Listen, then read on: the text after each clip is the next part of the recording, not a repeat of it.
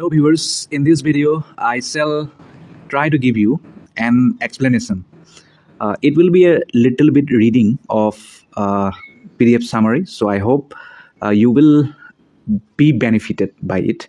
And the poem title is Dejection and Ode. Okay, dejection means, you all know, it means rejection, not completely rejection. Dejection means when you are very depressed, when you are despondent.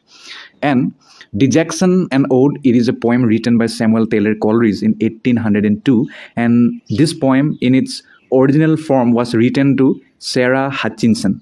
Okay, and Sarah Hutchinson, she was a woman who was not Samuel Taylor Coleridge's wife, and he discusses his feelings of love for Sarah Hutchinson, and the various versions of the poem. It also describes Coleridge's inability to write poetry and living in state of paralysis due to the rejection of love by the Sarah Hutchinson. And this poem was published, but it was when this poem was published, then the book edition, it has removed the personal feelings and mention of Sarah Hutchinson. Okay, and the preface to the poem, it is an excerpt concerning the moon's ominous foreshadowing of a deadly storm in the ballad of Sir Patrick Spens. Okay, means when at the beginning of the poem there are some lines, and those lines are taken from ballad of Sir Patrick Spens, where the narrator of that poem is talking about the deadly storm that will come.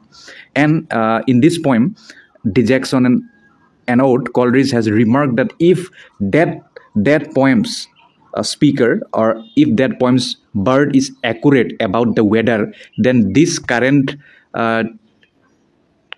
tranquil night will also soon turn into a storm, because Coleridge has seen the new moon holding the old moon in her lap, which is an identical scene to the moon image in the prologue. Okay, and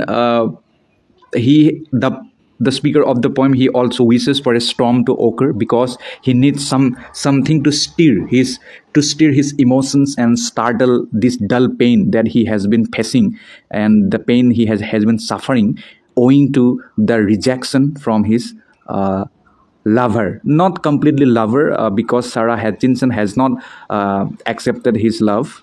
And Coleridge's invocation of lady, it also suggests that his pain is the result of a broken heart, and it also signals that this poem is a conversation with this lady who represents Sarah Hutchinson.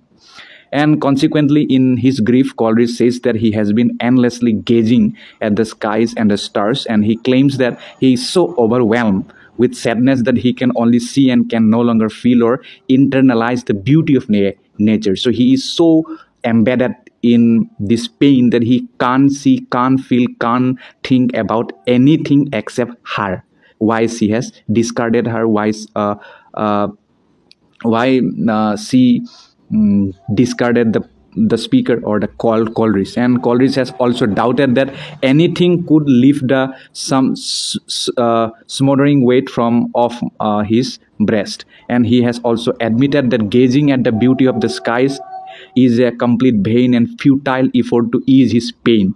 Rather, he realizes that outward forms will not relieve him of his inner pain, and that only he has the power to change his emotional state. Besides, Coleridge once again addressed his lady in the poem, telling her that although some things are inevitable in life and controlled by nature, and a person must still be an active agent in creating his or her own happiness. Before the end of the poem, Coleridge has described the characteristics of the feeling of joy to his lady.